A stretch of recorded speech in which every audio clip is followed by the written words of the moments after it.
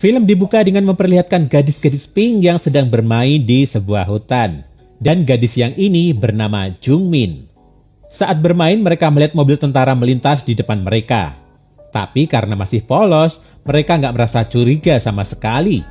Setelah bermain, Jungmin menjemput ayahnya di sawah. Keduanya pun pulang bersama dengan hati gembira.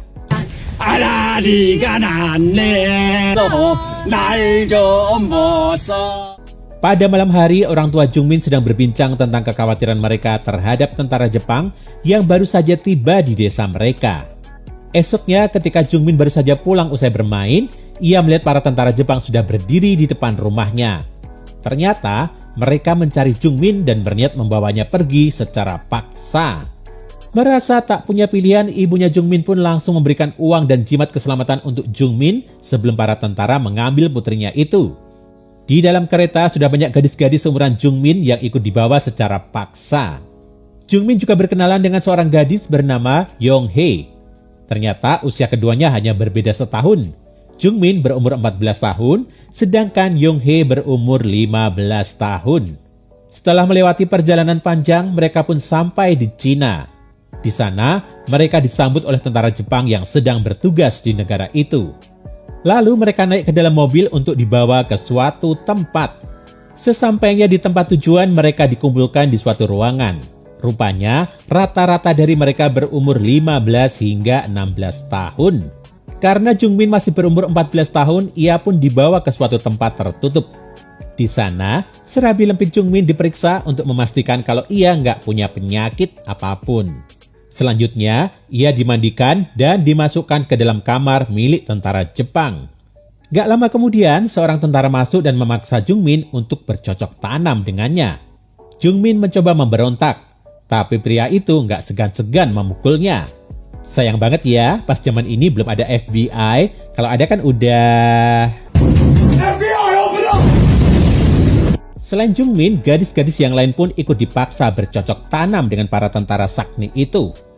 Esoknya, ketika para tentara Jepang sedang bekerja, tiba-tiba datang sekumpulan pria dari Korea Selatan yang langsung menembaki mereka.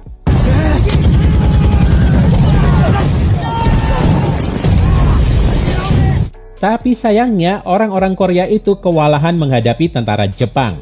Mereka pun terpaksa mundur. Sementara itu, Jungmin terlihat berbaring di sebuah ranjang. Kemudian seorang tentara Jepang yang terlihat cupu masuk ke dalam kamar. Berbeda dari tentara lain, tentara bernama Tanaka itu memilih nggak mengejut Jungmin. Sebaliknya, ia menyuruh Jungmin beristirahat. Ia juga berkata kalau Jungmin mirip dengan adiknya. Saat jam istirahat, para gadis terlihat berkumpul di sebuah ladang luas. Karena telah mengalami banyak tekanan, salah satu gadis terlihat mengalami gangguan mental. Gadis-gadis itu terlihat gak berdaya, apalagi badan mereka sudah dipenuhi luka. Hari demi hari terus berlalu. Perlakuan laknat para tentara Jepang itu pun masih belum berubah. Setiap hari mereka selalu rajin mencicipi serabi lempit para gadis. Bukan hanya disuruh bercocok tanam, para gadis itu juga dipaksa melakukan pekerjaan berat. Saat sedang bekerja, Jungmin menghampiri Yong-hee. Ia mengajak temannya itu untuk kabur. Ketika mereka akan kembali ke dalam, Jungmin tiba-tiba merasa sakit di bagian serabi lempitnya. Akhirnya, ia diperbolehkan beristirahat sejenak di kamar. Saat terbangun, Jungmin melihat mayat seorang gadis di balik tirai putih. Wajah mayat itu dipenuhi luka. Jungmin pun langsung menangis karenanya. Beberapa hari kemudian, Jungmin bertemu dengan Tanaka.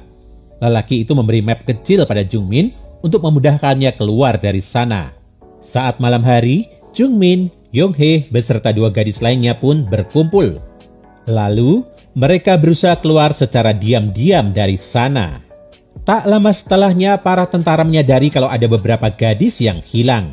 Mereka pun menyalakan alarm dan segera mencari gadis-gadis itu.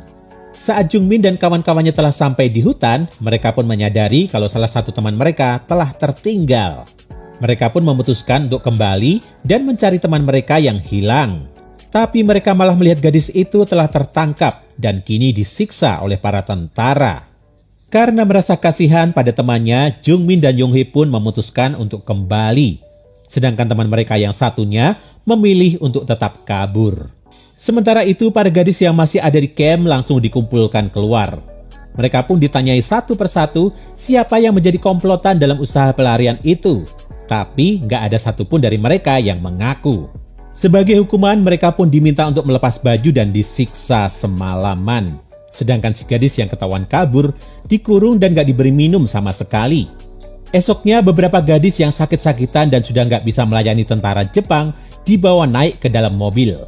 Awalnya mereka mengira akan dibawa ke rumah sakit, tapi ternyata mereka malah dibawa ke sebuah tanah lapang untuk dieksekusi. Para tentara pun mulai menembaki mereka. Tapi karena kasihan, Tanaka memilih gak melepaskan pelurunya. Tapi karena hal itu, Tanaka malah ditembak oleh tentara lain.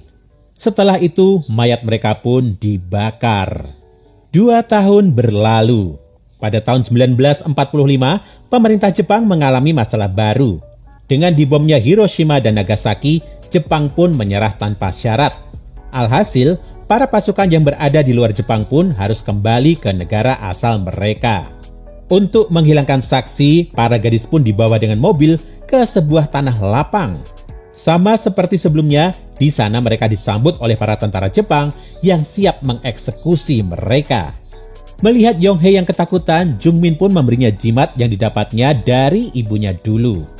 Tepat ketika mereka akan dieksekusi, muncul tentara Korea Selatan yang langsung menembaki tentara Jepang.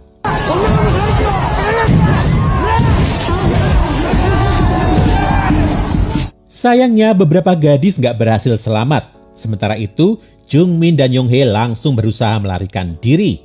Ketika tengah beristirahat di hamparan ilalang, tiba-tiba seorang tentara Jepang muncul dan mencoba menghabisi mereka. Tapi untungnya, tentara Jepang itu langsung ditembak oleh tentara Korea. Jungmin dan Yonghye pun berhasil diselamatkan dan dibawa pergi.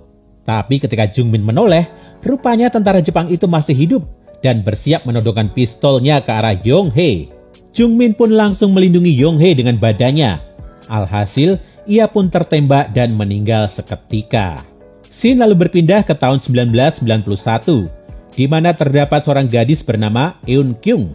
Gadis itu dibawa oleh sang ibu menemui seorang tabib untuk disembuhkan.